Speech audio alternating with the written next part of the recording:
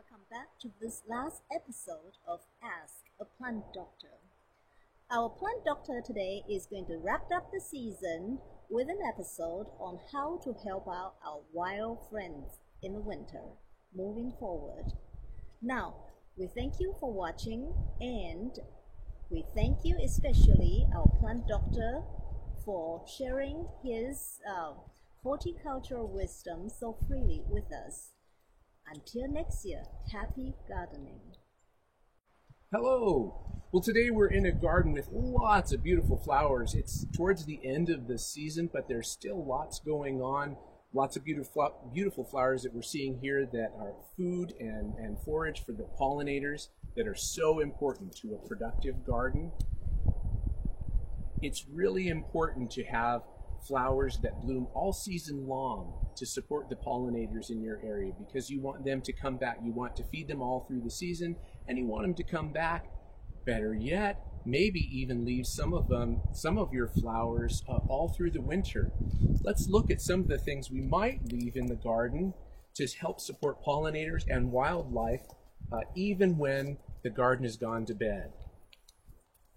If you grow sunflowers, you can leave the stalks standing and leave the seeds for the birds. But even flowers like these provide seeds that smaller birds like chickadees will eat through the winter. So by leaving these and not cutting them down, you're actually helping support wildlife in your garden. Chickadees will pay you back by eating some of the bad bugs in your garden. And you can leave these plants standing just like this to provide space near the base of the plant for beneficial insects to overwinter.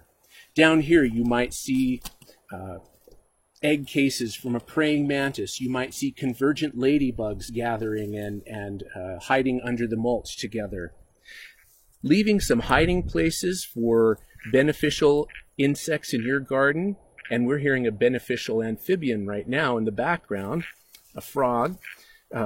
Leaving shelter for those unpaid garden workers in your garden is going to benefit you, and it also helps you not have to clean up so much in the fall if you leave some of these there for wildlife.